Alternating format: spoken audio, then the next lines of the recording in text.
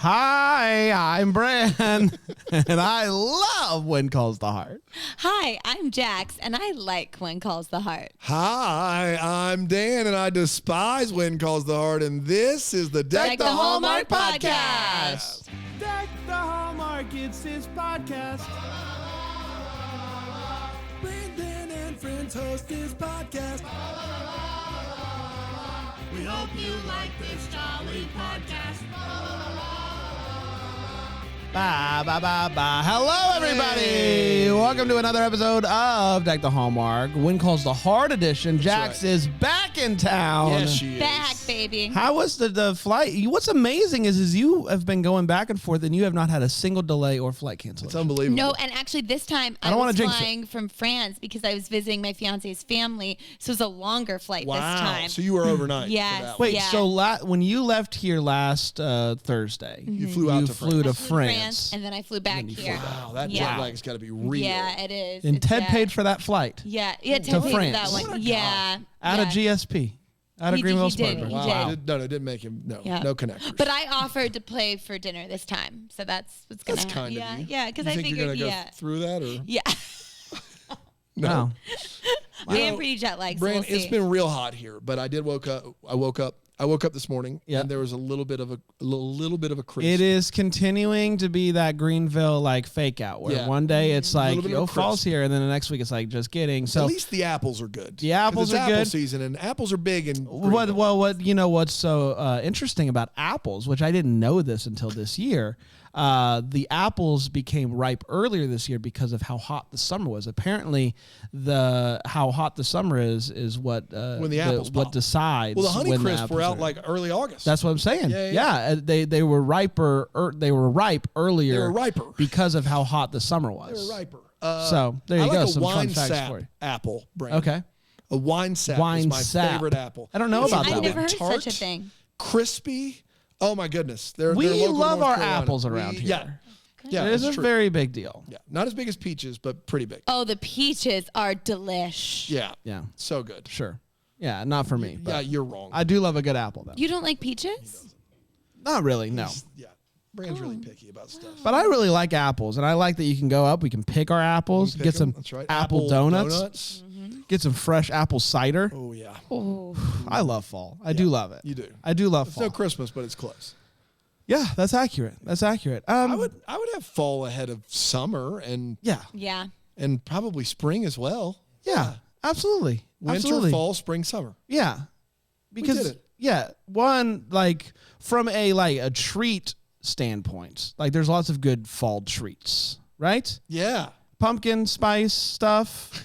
Apple stuff. I need you to know before you go any further, every season has treats. No, but I'm saying that I understand that they have treats. I'm saying I like fall treats. Yeah. And the thing about pumpkin thing is you can do pumpkin flavor any time of the year, but we've just it just doesn't hit the same though.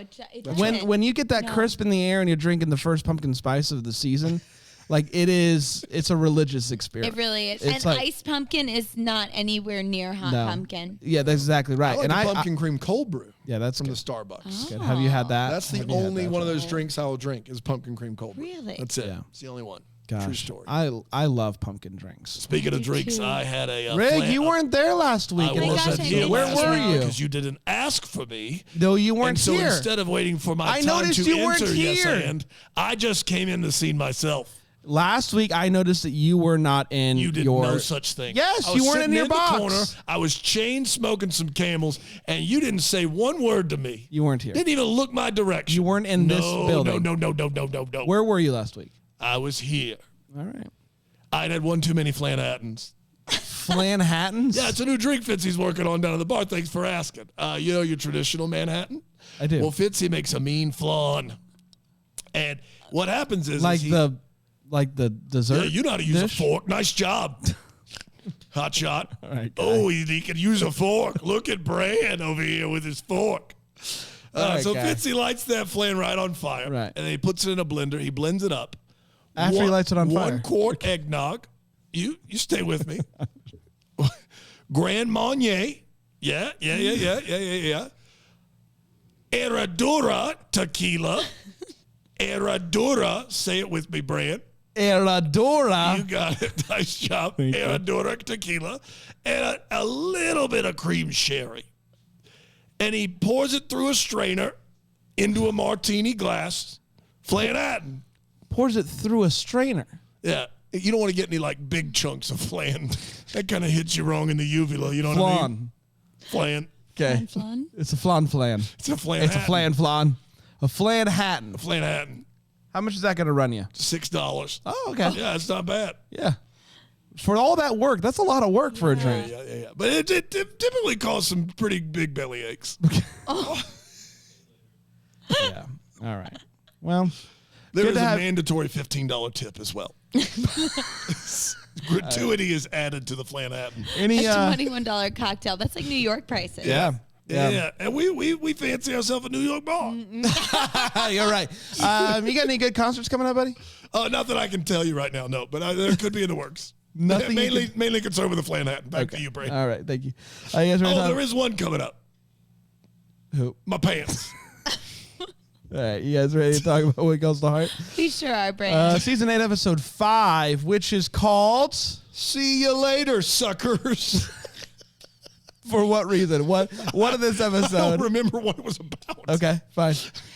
Bill's Red Surge. Oh, yeah. Okay. Yeah. This one's called What the Heart Wants. No.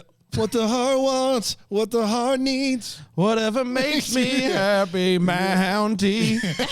Nicely Gonna done. put on my red jacket, baby. March 21st, 2021 is when it first aired, and it went a little something like, adios. It's the end of the school year, and the kids are all pumped, and they're playing kickball with Elizabeth. Woohoo! Rosemary is shocked to get a letter saying that someone is buying Dottie's dress shop. Dottie. She's very concerned about this, and Lee is like, I wouldn't worry about that if I were you. Wink, wink, nudge, nudge. And she's like, you don't get it. So she clearly didn't get the vibe there. Bill walks into his office with a Mountie uniform. Nathan is like, put it on, put it on. And later he does indeed put it on while he's all alone. He puts on the jacket and he takes it, like he kind of like does this thing where he's like, yes. And then he takes it off. He's like, I can't. Don't make me Mountie. Don't make me Gowan tells Lucas that he is down to clown again with the oil business, and Lucas gives him his office key back. So back to where we started last year. Lucas asks Elizabeth out for dinner to celebrate the end of the school year, and she says, yes, sir. Elizabeth is having parent-teacher conferences and gets upset that Nathan doesn't show up to talk about Allie. Because just because I told you that I don't want anything to do with you in the future doesn't mean that I don't want to talk to you about your niece. Niece? Yeah, niece. Yeah. Well, daughter. Niece, daughter. Niece, daughter. The daughter. The daughter. Yeah. Deece. Carson acts a bit weird after receiving a letter. Deece is what you went with? Yeah. These pants. Carson acts a bit weird after receiving a letter, and Faith is concerned for him. Molly is getting her hair done. Bill walks in. She hides underneath the cape, and because she's very into Bill, despite Bill not knowing that she is into him.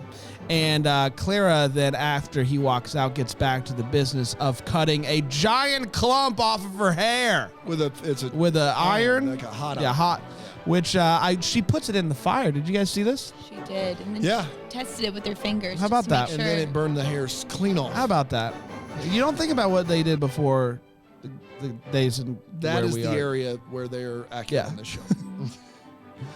Molly, we already talked about that. Elizabeth is trying on some special dresses for you know who. Rosemary is a big fan. She invites Nathan over to her house late at night by himself one night. He thought that maybe it was for some special time, like a moron. No, it's just parent-teacher conference. It's Allie. It's just about Allie. It's just about Allie. No big deal. It's Allie. He's a little annoyed by this, and to be fair, It is nighttime, and I think wires were possibly crossed here. I don't know. Faith finds Carson looking sad, and he says that he got offered a surgeon fellowship. And he is like, I don't think I'm going to do this. And she's like, you got to do it. You were meant to be a surgeon, except that one time you killed your wife. And he's like, well, if I did this, I would want you to come with me. And she's like, no, I kind of really like Hope Valley more than I like you, so I think I'm going to stay right here. That bums him out, but what can you do? Somehow Rachel got lost in the woods. Lee and Rosemary go find her. It's graduation time, and Robert and the gang break into song. 525,600 minutes. That's how long you taught us different things. 'Cause we're all in different grades at different stages. Nice. Maybe somebody's gonna be accelerated math. I'm Allie. I'm Robert. I'm the new kid who's still up here singing. I didn't want it to stop. Some dude wants to bring the school of Hope Valley into the public school system, and Elizabeth is like, over my dead body, on our watch. You are. And you're like, how do I know that this guy's a villain? Well, he's got a scar on his head, so there's only one explanation. He's the devil. Nathan thanks Elizabeth for everything that she's done to ruin his life. He's a lot nicer about it. He's like actually thanking her, but I'm reading between the lines. So one night, Clara walks down the stairs and says, Jesse, Clara, I want lasso the moon for you, Clara. Jesse tried to lasso the moon, apparently. She says, I looked in the savings and all the money is gone. Jesse, where's the money? And he said he invested it all and it's gone. Wow. So she kicks him out of the house. This is serious When Calls the Heart drama. The episode ends with the big romantic dinner between Lucas and Elizabeth, where Lucas says that she's beautiful multiple times, and they end up, everybody, you ready for this? They end up holding hands. And we are all feeling it. Yeah. And that, my friends, was When Calls the Heart, Season 8, Episode 5, What the Heart Called Wants. What the heart wants. We're going to take a quick break. We'll be right back to break this episode down on Deck the Hallmark.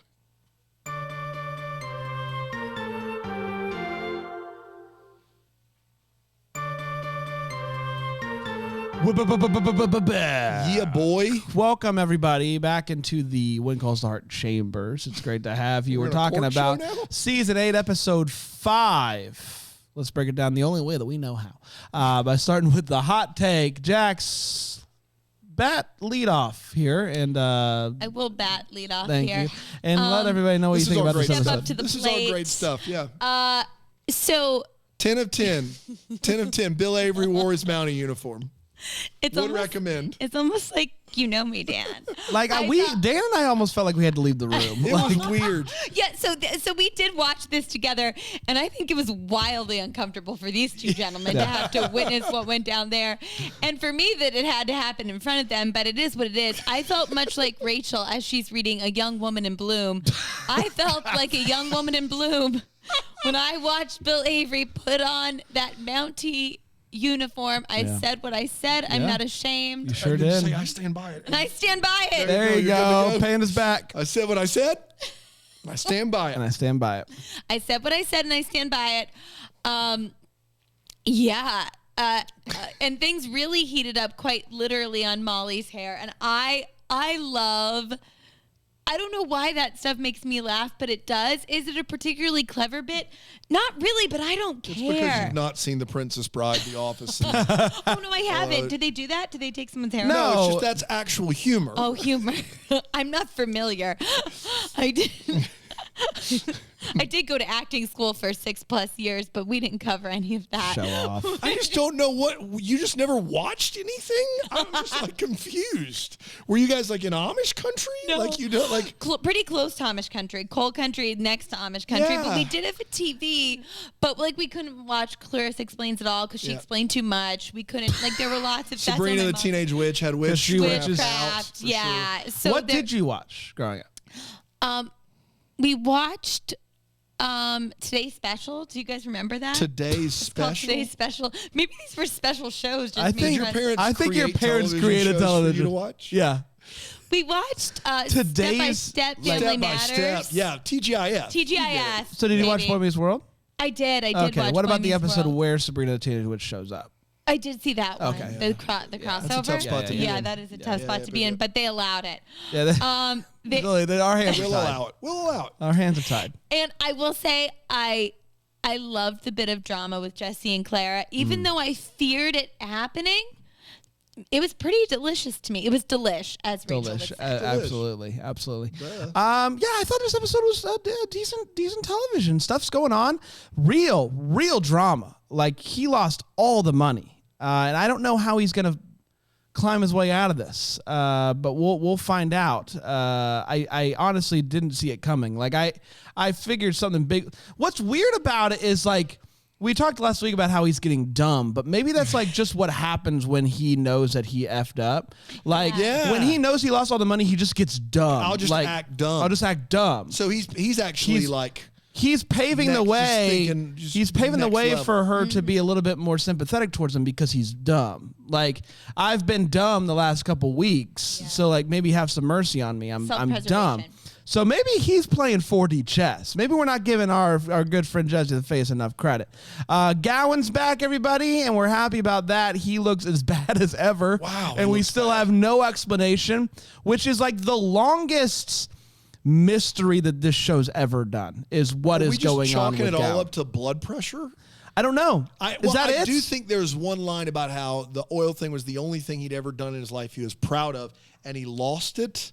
Like, there's one, I'm trying to give this show more credit than it deserves, but there's that one line when he's in the car and he's like, this is the only thing I've ever done that I did myself I was proud of, and then it's gone, and he's just going through a late life crisis, mid to late life crisis. But there's still that stuff going on with the letter that we don't know about. He gets into the office and he sits down in his chair like he just ran a marathon. Like, so I just, like, what is going on with Gowan? It's the biggest mystery of the show that I've ever seen. Like, it is episodes long of mystery of what's going on with Gowan. So I'm here for that. Overall, solid episode. Big fan. Dan? Yeah.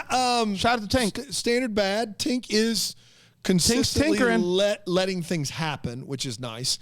Once again, another week, another me addressing Team Nathan fans out there to say, how did you think this was going to work out for you? I'm sorry. Like, you're going to and I know that you've seen the show and I haven't, but I cannot imagine something happening over the next seven episodes that would give any hope that Elizabeth is going to choose Nathan. None. And I said this to Jax earlier, but like, When Calls the Heart isn't trying to play a mystery here. Like, they don't leave breadcrumbs. They leave full pieces of bread. Like, they're not trying, like, the stuff they're giving you isn't trying to throw you off the scent. They're trying to let you know that you're going to have to eat a whole bread loaf of Team Lucas. I don't know. That's what you're going to need to do. I like where you started. I didn't like where you ended, but carry on. It didn't go well. But Yeah. I don't know, Team Nathan. I don't know how you do it. I don't know how you continue to have any hope, regardless of the fact that, yeah, the chemistry's probably better, and he's a Mountie, and some of this other stuff makes sense for Elizabeth. That's not what the show sees, so it's not going to happen. This is where you should have been okay with it instead of freaking out after episode 12 and, like, burning all the things down. You know what I think? I think that a lot of the Team Nathan fans were listening to the powers that be when they talked about what was going to happen in the show, and there were indications that it was going to be interesting. different. And I think Interesting. that that's what happened, that it wasn't So actually what do you seeing. mean? Like, what was being said? I believe at one point, it was Brian Bird said it was going to be like the tortoise and the hare, but the hare would win in the end. Wait, no, which one's the slow one? The tortoise is slower. Sorry, I'm taking that back. Turtles are typically slower than Slower. rabbits. Sorry. Can I be honest? I got confused Yeah. halfway through the sentence. Yeah. I was like, wait, a tortoise is a turtle and a hare is a rabbit, but it all got messed up in my head. Here's as it was a coming turtle. out. Here's a turtle. No. Here's a turtle. Hair grows slow. That's I'm like, basically Jesse right Yeah, now. there's tortoise. Did you steal all our money? I did. That's Yeah. why you You guys are stole going to find out all of our that money. Ted and I are bankrupting Well, you guys. it's not my fault. Trace, calm down over there. It's hoping Trace would be here. Jax. I Love you, Trace. got to be honest though. We had all three of those on before during season 8. McNally, McGarry, Krakow. And one of them point blank told us that the creators of the show had changed who it was going to be multiple times. And that is terrifying. But that's shocking to me, like seeing how the season is playing out. Like, and we don't know the time span over which that happened. Sure. That could have happened over 6, 7, and 8. It also could have just happened as they were like getting ready to write the season. Yeah, like, because hey, how do we want think to? season 8 has clearly, evidently shown you that she's not going to be with Nathan. Whereas maybe in 6 and 7, they went back and forth. Sure. But I can't imagine them still thinking, the writer's still thinking it's Nathan right now. No way. No, I don't know how anybody could. I don't know how anybody thinks it's Nathan right now. Fair. More than fair. But we don't know what happens in the next few episodes. Worse than episode 4, in my opinion. FYI. Not good. I think unless in the next few episodes, she finally goes out to dinner with Nathan. Like, there's no... There has to be some reciprocated feelings. Interest, yes. And until there's reciprocated feelings, there is no world where I'm going to buy Elizabeth could end up with Nathan. Because she has consistently been like, no. She hasn't quite been that direct, but she's pretty much done that. Yeah, the problem is she hasn't been that direct. And I think that's like, if you're hopeful that she's going to end up with Nathan, you maybe are blinded a little bit to... Go ahead. Yeah. Okay, so this was one of my things when it was airing that I sort of was like, I feel is a little genuinely problematic. It's almost like we don't listen to women when they tell you something. And it's like, well, she didn't actually ever say she wanted to be with you, Nathan. And yeah, feelings are feelings, but she's never given any indication that she wants to date you. That's my thing, that we've made this triangle a thing out of our own minds. Like, there's not a triangle Exactly, here. exactly, Brand. And not only that, but my only issue with how Elizabeth has handled it is she specifically told Lucas that she specifically told Nathan that she wasn't into him. And she didn't do that. Yeah, that was dishonest. Everything else I think you're right on. Because I do think her body language and what she's done and her actions would tell you she has never tried to give Nathan any false hope. But for her to tell Lucas, I told Nathan it was a no-go. I don't know that she ever did that. No, I think you're exactly right, Dan. I think what's hard to watch is they clearly have chemistry, but every time Nathan asks her out, it's like she does want to and she is attracted to him, but she knows it's bad for her, so she says no. But with Lucas, she says yes. And the thing is, you just have to believe that she's making the best decisions for herself and her family. It's her autonomy. Like, she gets to do this. Like, why are we trying to read more into that and make it work with Nathan? I think her and Nathan have better chemistry together. That's not my... Doesn't matter. I think the biggest problem is the fact that we all think that Nathan is the better fit. Yeah. And so because we think that, there's clearly a lot of other people that think that. And so you're watching the show and now you're just stuck with the question, well, why did they bring him on in the first place? Like, why did they do this thing and have her have such good chemistry with another Mountie if you didn't have any desire in those two ending up together? Like, that's, I think, frustrating for a viewer as well. So there's lots of different sides to this. It's a very serious issue. I didn't mean to make it serious. Are we, what are we on? Are we on all the feels? All the feels, sure. I think we just kind of gave And our I feels. said Gowan, you said... How did we get from Gowan as my feels? I think we all gave our feels about it. I think we're good. Let's take a quick break. We'll be right back here on Take the Homer.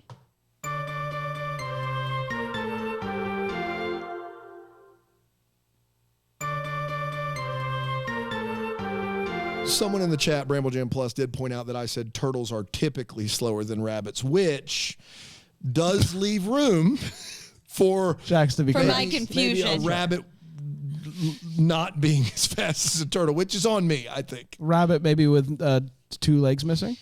A rabbit on 2 legs slower than a turtle. Rabbits only have 2 legs, and then these are arms up here. But they run with 4. I think they hop with just 2. So no. Rabbits all right. How about this? No feet, only the arms. I think a turtle. Oh, it's close. Arms Depends on only. the turtle. Arms only, just kind of scurrying. This is a sad image for a Thursday morning, but what could you do? What do we do now? Well, let's just keep going. It's time for the Wait What, a sports show. We talk about one of this episode made us say, wait, what? Jax? Yeah, when Lee said to Rosemary that she doesn't have to work. Yeah. Cringe. This is a woman who is so passionate about life. She's an actress. Like, she gave up so much of her passions to move to Hope Valley and be with Lee.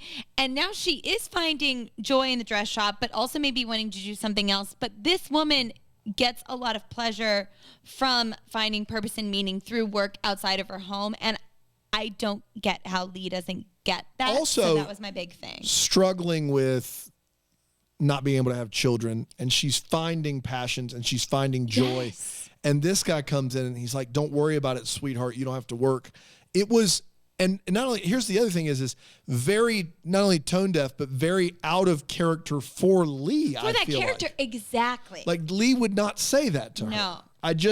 That was a tough one. It didn't make any sense. Yeah, especially because I feel like he works to make money and wasn't passionate about what he was doing, and that's why she built him the workshop. And he should understand that you need meaning in life if he's going through that. I couldn't believe Lee said that. Yeah. I was very shocked by that. Couldn't believe it. Yeah. Was that it? That was it. I just want to read it. Also read in the comments, Brandon Jim Plus. I'm not saying that the McGarrys made up the triangle. I do think the triangle was created like in the promotions of the show. I'm just saying that the triangle didn't actually exist. It was false advertising by the show. Well, you say like a season it wasn't, 7, it was like feeling good. Playing over. It wasn't fair. It's not fair to give them the hope when it's clearly not going to happen. Like, to say that there's a triangle is false advertising. And that's all they advertise. And that's all they advertise. There's 3 years of triangle. So I want to be clear that I'm on their side in that regard. Yes. Yeah.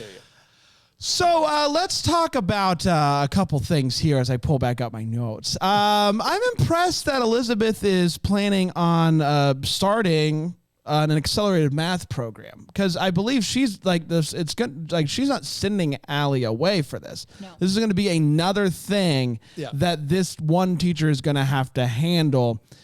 On top of teaching all of the grades, all of the subjects, she's also planning on starting for one singular student an accelerated math program. Also learning how to teach people with visual impairments. She does. She is trying to rally the troops for that one. So she's got a lot time for a man. She doesn't have time for a man or a book for that matter. No. That's a lot of. Can you imagine that, Dan, as a teacher having to plan not just for one grade all the subjects, but all of the grades, all of the subjects. And also throwing an accelerated math program on top of it. I had to differentiate honors and CP level students within one class one time. Yeah. They were like, hey, there are honors kids and CP kids in here. Teach them all, give them different assessments. And I was ready to pull my hair out. What does CP stand for? College prep. Oh, okay. Yeah. I thought it may be like Colin Farrell. Because he was the regular guy. He was Colin Farrell's stand. Yes. Colin Farrell. And that's the thing. Like, he wasn't quite at that level. But he was in peril. That was was the thing, is every time that the character to be in peril, they put Colin Farrell in. 100%. Colin Farrell. I don't know, what the point of having Rachel get lost was. But It's also, tough when you got one road in but town. also, I don't know how she got lost in Hope Valley, because it is literally just one. It's it's hard to mess that up. And she is an adult, actually. We're treating her like a child, but she isn't. But what was the point of it? Does it come back next episode? I don't know. I'm very fascinated. And I wrote down no cheating. When they're doing the horse race and Elizabeth points down and says something like, hey, your thing's loose. Yeah. And then she takes off early, which, to be clear, is cheating. She yells back and she says, no cheating. Got him. After she cheats. Come on. Can't do that. Dan, no cheating. No cheating. This episode starts with a montage of like narration and Elizabeth's playing kickball with her students. And I know that kickball rules can differ, but in this game of kickball, Elizabeth kicks the ball. Robert's on first base. And as Robert is rounding the bases, she is standing by home plate, jumping up and down, cheering him on. When you kick the ball in kickball, the next thing you do is run. That is 100% of the time true. And she is not doing that. She's just there to kick and cheer, I think, which is very, very weird. Can we talk about the public school systems briefly? We bring in a villain, a legit villain from the school system to try to get the Hope Valley School to be a part of it. Guys, I know public schools aren't perfect, but what are we saying? What are we doing? If we're making the system of schools that's there to try to educate as many kids as possible, give as many accommodations as possible, give as much, assistance as possible to as many schools as possible, they're the bad guy in this. The good guy is the school housed in a church where one woman is teaching K to 18 and accelerated math all in one classroom as kids sit in the pews and read their Bibles. Which one's getting a better education? It's the public school system. Oh my gosh. But Dan, I don't think you understand. He's got a scar on his forehead, so he's a bad man. And you know what? I did not take into account the scar. But the public school system would help all of these kids. How many times in the show do we like, oh, this kid's really smart. They need to go somewhere else to go to school because Hope Valley's holding them down. That's what the public, guys, that's what this guy's trying to do. He's trying to give you the resources here so that those kids don't have to leave their parents because they're smart or gifted and don't want to mine hope the rest of their life. Like, I'm sorry. Your church school isn't as good in 1918. I'm sorry. My apologies. You would never say that about other like Christian I would never education. Say that. It's not good in 1918. In 1918. I will not say today. I went to Catholic school for years and I didn't learn any history except for Pennsylvania history, and I still have so many things that I don't Didn't even show you the Princess Bride, probably. No, they didn't show me the Princess Wild. Bride. That's right. And I have to say, I wish the government would have intervened in my education. I can't tell you how ridiculous it is that this look, the people of Hope Valley clearly are great people. They clearly are great people, but they are very insular. Whenever someone new comes to town, it's hot goss, right? And the way that they do their schooling, even for 1918, is antiquated. And if you have the ability to get more resources and have a system of people that are trying to all educate kids, are you kidding me right now? When calls the heart? Like, this is bad. And if this continues, which I think it will, I'm going to have a hard time. He has a scar, Dan. And he does have a scar, and that's why. So that's I think where it's a conflict because conflict of interest. Yeah, he's got a scar. Sure, like maybe his ideas are good, but he has a scar. And there's only so much we can do with that. It's time for Hopes and Valleys. It's part of the show. We talk about what in this episode gave us hope for the future and are maybe bumming us out. Checks?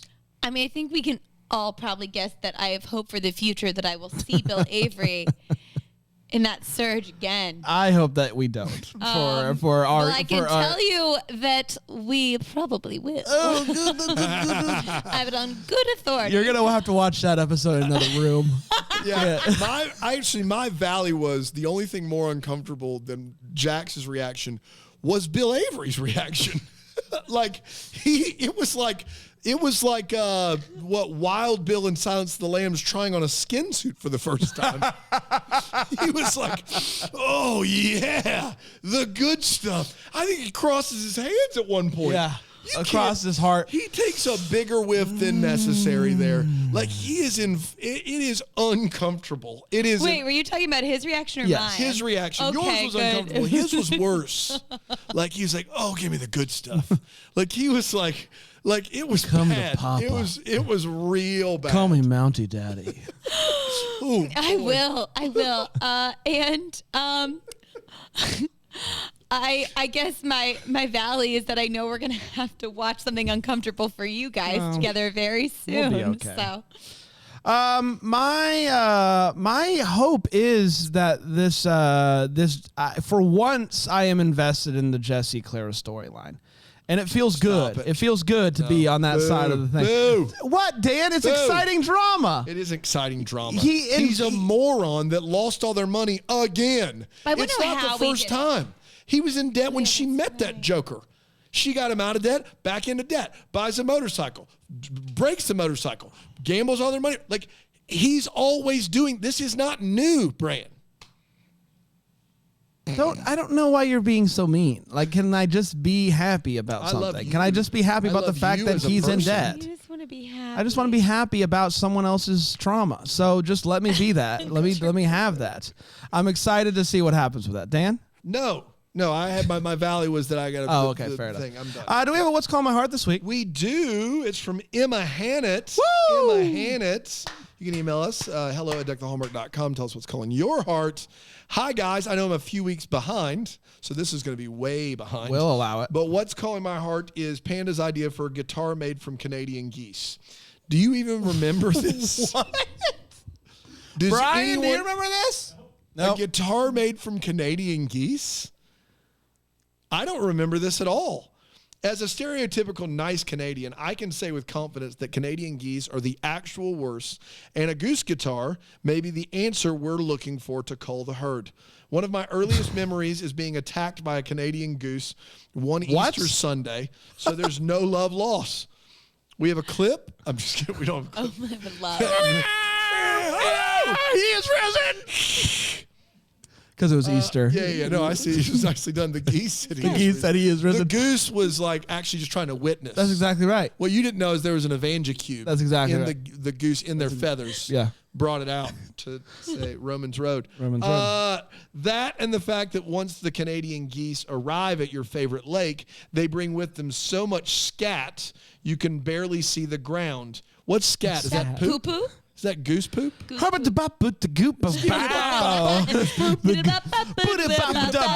ridden. Goose poop.